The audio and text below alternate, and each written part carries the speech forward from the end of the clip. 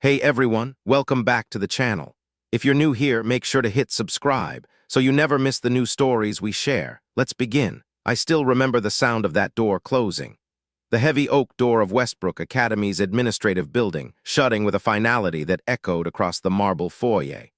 On the other side of that door stood a 12-year-old girl named Lily Chen, her second-hand backpack clutched against her chest like a shield. And next to her, a woman whose hands trembled as she tried to hold herself together. That woman was Angela Chen, and in 3 minutes their world was about to collapse, but they didn't know what I knew.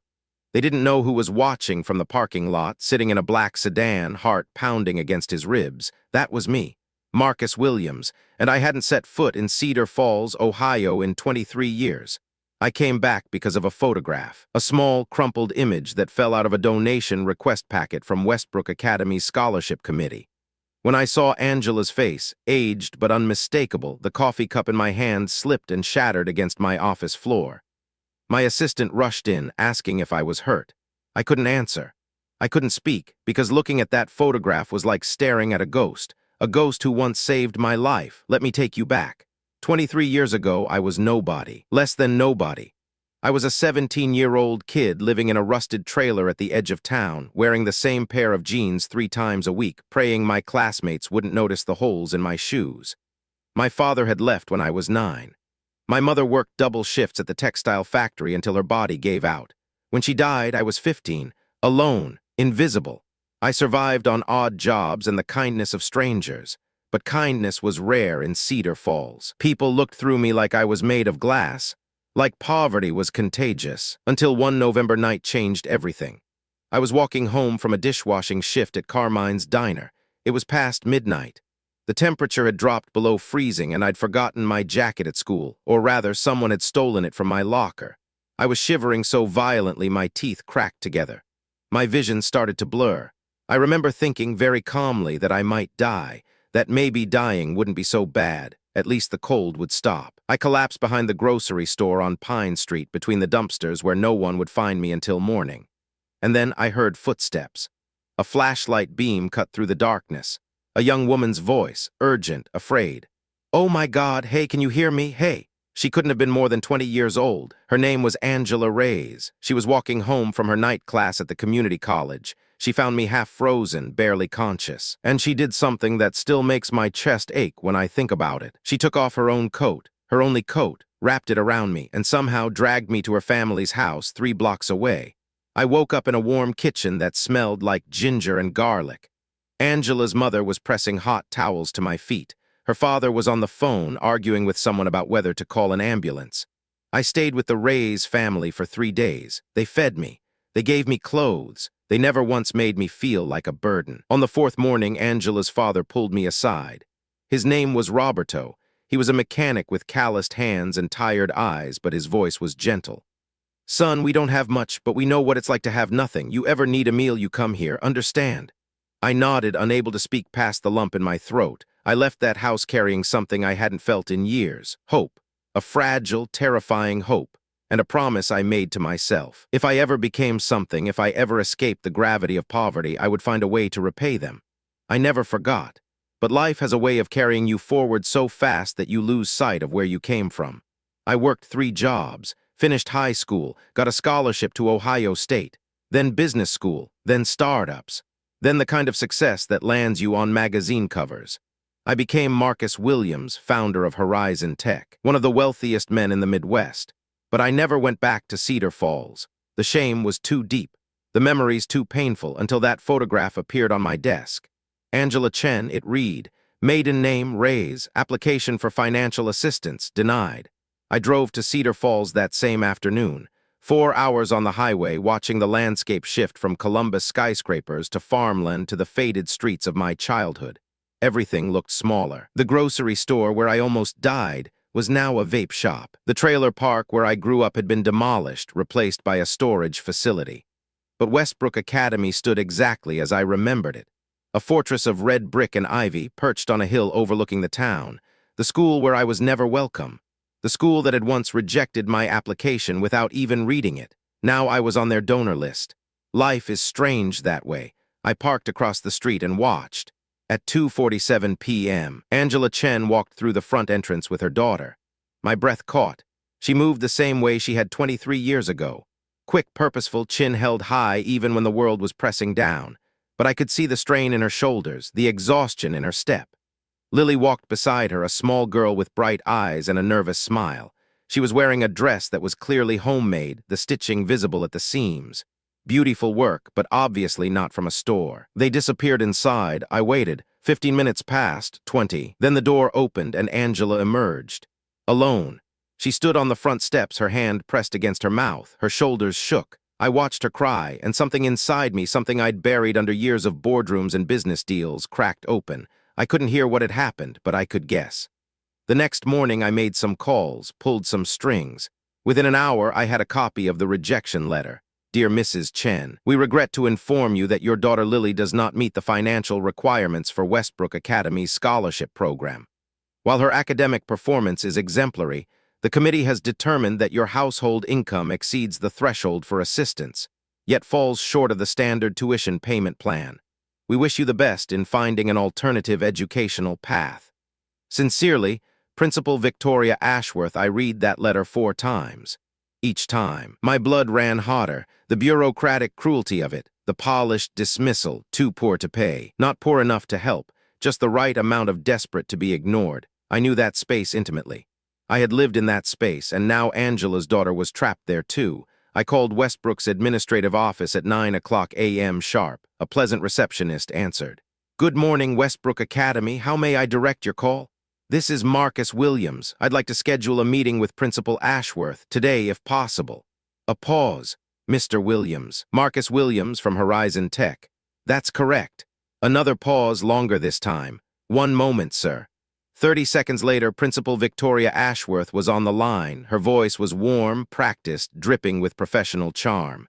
Mr. Williams, what an unexpected pleasure. We're so grateful for your continued support of our institution. How can I help you today? I'd like to meet in person. There's a matter I need to discuss regarding one of your recent scholarship decisions. Silence. When she spoke again, the warmth had cooled slightly. Of course. I have an opening at 3 o'clock. Would that work for you? I'll be there. I hung up without saying goodbye. At 2:55 p.m., I walked through those oak doors for the first time in my life. The foyer smelled like furniture polish and old money. Oil paintings of former principals lined the walls. A crystal chandelier hung overhead, casting prismatic light across the marble floor. I thought about Lily Chen standing here yesterday. Thought about her second-hand backpack, her homemade dress. The way this building must have made her feel small. I'd spent my whole life building towers, creating things that reached toward the sky. But standing in that foyer, I remembered what it felt like to be looked down upon, to be measured by the thickness of your wallet instead of the depth of your heart. Principal Ashworth met me at her office door. She was exactly what I expected. Mid-50s, impeccable gray suit, pearl earrings, a smile that never quite reached her eyes. Mr. Williams, welcome. Please come in. Her office was impressive, mahogany desk, floor-to-ceiling bookshelves, a window overlooking the manicured grounds. She gestured to a leather chair. I sat. She sat across from me, fingers steepled. Now then, you mentioned a scholarship decision. I reached into my jacket and produced the rejection letter, placed it on her desk. Principal Ashworth's expression flickered, just for a moment. But I caught it. Where did you get this? She asked, her voice carefully measured. Does it matter? She picked up the letter, scanned it briefly. Mr. Williams, I'm not sure what your interest is in this particular case, but I assure you all of our scholarship decisions follow strict institutional guidelines. The Chen family situation was thoroughly reviewed. Was it? She met my eyes. Of course. I leaned forward. Did you review Lily Chen's test scores, her reading level, her teacher recommendations? A slight pause. The academic merits were not in question. The financial situation simply. Her mother works 2 jobs, I interrupted. 40 hours at the hospital cafeteria, another 20 doing alterations for a dry cleaner. She's raising that girl alone, Principal Ashworth. Her husband passed away 3 years ago. The principal's expression remained neutral. I'm sympathetic to their circumstances, Mr. Williams, truly, but we can't make exceptions. If we bent the rules for every deserving case, you'd have a school full of deserving students? She stiffened. That's not what I meant. What did you mean? We stared at each other. The clock on her wall ticked loudly in the silence. Finally, she sighed. Mr. Williams, I don't know what your connection to this family is, but Westbrook Academy has a reputation to maintain. Our donors expect a certain caliber of student body. If we admit every child from a struggling household, your donors, I repeated slowly. Yes, I'm one of your donors, she blinked. Of course you are, and we're deeply grateful for your generosity. How much did I give last year? She hesitated. 50,000. And the year before? 75. I nodded. Tell me something, Principal Ashworth. What would happen if I withdrew my support? The color drained from her face. Mr. Williams, what if I made some calls, talked to a few other donors, suggested that Westbrook's commitment to educational access might be, shall we say, overstated? She stood abruptly, her chair scraping against the floor. I don't appreciate being threatened, and I don't appreciate watching a 12-year-old girl get rejected because her mother can't afford your dress code. The words hung between us. I could see the calculation happening behind her eyes, the risk assessment, the damage control. What exactly are you asking for? She said finally. Full scholarship, Lily Chen, no conditions. She shook her head slowly. It's not that simple. The committee has already ruled. Override them. I can't just. You're the principal. You absolutely can. She walked to the window, stared out at the grounds. I watched her shoulders rise and fall with a deep breath. Why do you care so much about this family? She asked quietly. There must be hundreds of students in similar situations. Why them?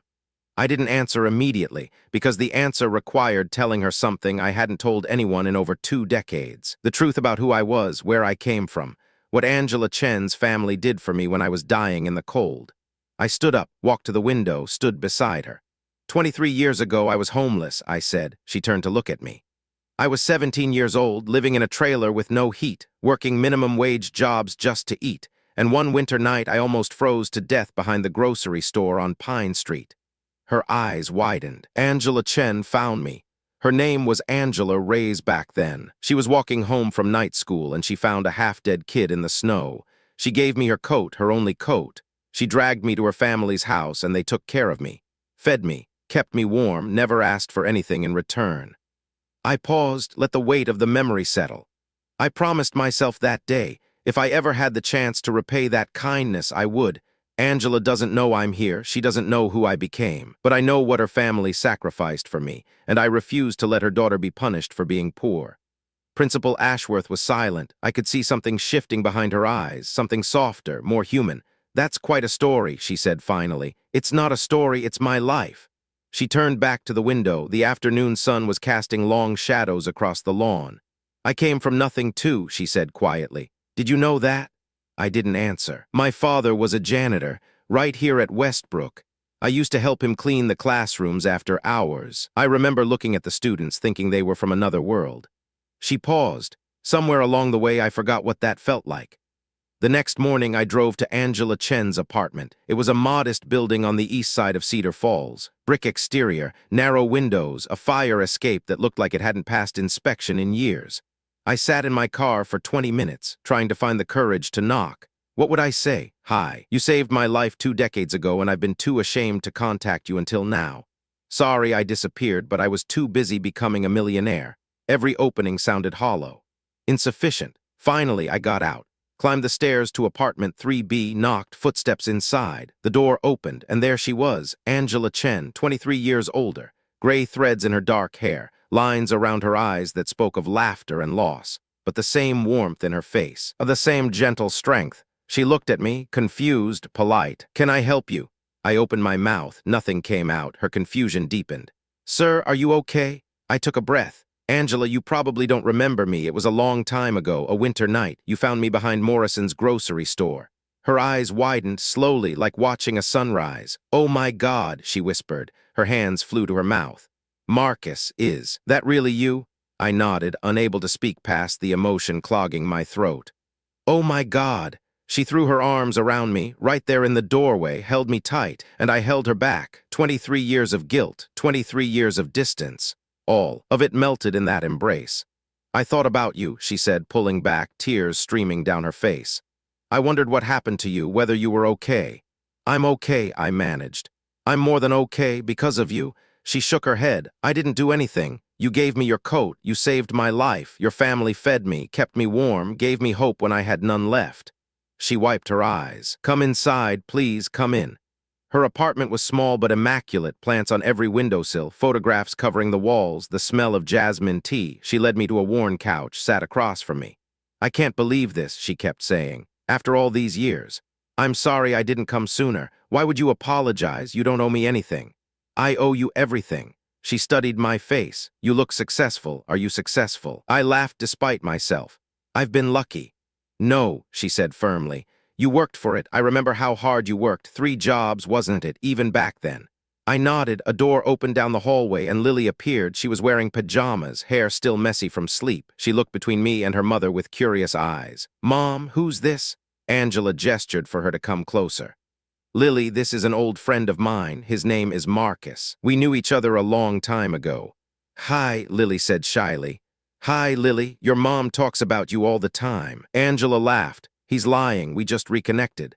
Lily smiled. There was something about her that reminded me of Angela at that age, the same spark, the same resilience hiding behind careful eyes. "Lily, why don't you get ready? We need to go to the store." Lily nodded and disappeared back down the hall. Angela turned to me. "How did you find me?" I hesitated. "I saw your photograph in a packet from Westbrook Academy." Her expression changed. Warmth dimmed. "You heard about that?" "I did." She looked away. It was humiliating, walking out of that school, seeing my daughter's face when she realized it wasn't going to happen. She tried so hard to get in, studied for months. Her voice cracked, and I couldn't give her this one thing, this one chance. I reached across, took her hand. "There's something I need to tell you." She looked at me. "I had a meeting with Principal Ashworth yesterday." Confusion crossed her face. "About Lily's scholarship." The confusion deepened. "I don't understand." I took a breath. "Angela, I'm not just an old friend from Cedar Falls. I founded a company called Horizon Tech. I've been one of Westbrook's donors for years, and yesterday I told Principal Ashworth that if she didn't reconsider Lily's application, I would withdraw my support and make sure every other donor knew why." She stared at me, processing. "You did what?" "Lily's going to Westbrook, full scholarship. Principal Ashworth called me this morning to confirm." Angela's face crumpled. She started to cry, not delicate tears, deep, racking sobs. I moved to sit beside her, put my arm around her shoulders, let her cry. "Why would you do this?" she finally managed. "After all these years, because you saved my life," I said simply. "And I never forgot." 3 months later, I stood in the back of Westbrook Academy's auditorium. It was orientation day. New students and their families filled the seats. Nervous energy hummed through the air. I watched Lily walk across the stage to receive her welcome packet. She was wearing the school uniform now, crisp white shirt, navy blazer, her head held high. Angela sat in the front row, dabbing at her eyes with a tissue. I stayed hidden in the shadows. This wasn't about me. It never was. But as the ceremony ended and families began to mingle, Angela found me. She walked over with Lily beside her. "There you are," she said. "Trying to sneak away." I smiled. "Old habit." Lily looked up at me. "Mom told me everything about what you did for me and about what she did for you a long time ago." "She did." Angela nodded. "She deserved to know all of it." Lily's eyes were serious beyond her years. "Mr. Williams, I promise I'm going to work really hard here. I'm going to make you proud, both of you." My throat tightened. "Lily, you don't have to make me proud. You just have to be yourself. That's enough. That's always enough." She hugged me, a quick, fierce embrace, then pulled back, suddenly shy. "I should go. The new students are supposed to meet our advisors." Angela watched her run off toward a group of other children. "She's going to be okay," I said. "Yeah, she is." We stood in comfortable silence, watching the future unfold. "What changed her mind?" Angela asked eventually. "Principal Ashworth, I mean. She seemed so certain when she rejected us." I thought about my last conversation with the principal, about what she'd confessed in her office. Her own father, the janitor, her own poverty buried under decades of respectability. I think she remembered something she forgot a long time ago. "What's that?" "That everyone deserves a chance, no matter where they come from." Angela looked at me. "You really believe that?" "I have to, because someone believed it about me once." She smiled, a smile that carried 23 years of distance and reconnection, of sacrifice and redemption, of a coat given in the darkness and a door opened into the light. "So what happens now?" she asked. I watched Lily across the room, watched her laugh at something another girl said, watched her shoulders relax, watched her become, for the first time, just a kid at school. Now we watch her fly. Angela leaned her head against my shoulder just for a moment. "Thank you, Marcus. Thank you, Angela, for everything you did, everything you sacrificed, everything you probably don't even remember because that's just who you are." She laughed softly. I remember that coat. I was freezing for a month. Worth it. She looked at her daughter, looked at me. Every shiver. I stayed in Cedar Falls for another week, had dinner with Angela and Lily every night, learned about Lily's dreams of becoming a veterinarian, heard about Angela's late husband, David Chen, who had worked construction until an accident took him, saw the small altar in their living room where they kept his photograph. I understood something during that week, something I'd been running from my whole life. Success isn't measured by what you build. It's measured by what you give, by the hands you reach for in the darkness, by the coats you surrender in the cold, by the doors you open for those who have been told they don't belong. Lily Chen graduated from Westbrook Academy 6 years later, valedictorian, full ride to Cornell. She became a veterinarian, just like she'd dreamed. And every year on the anniversary of the day her scholarship was approved, she sends me a card. The message is always the same. Thank you for believing in me. Thank you for remembering. I keep every card in a box on my desk, next to a faded photograph of a young woman in a coat she couldn't afford to give away. But she did anyway, because that's what kindness looks like. Not grand gestures, not public announcements, just a coat, a warm kitchen, a door that opens when every other door is closed. That's the story. A girl rejected for being poor, a man who remembered what it meant to be invisible, and a debt repaid across decades, not because it was owed, but because it was right. Thanks for watching. If this story moved you, subscribe and visit the channel for more real-life stories, because sometimes the best stories aren't fiction. They are the ones we live and the ones we choose to tell. Until next time.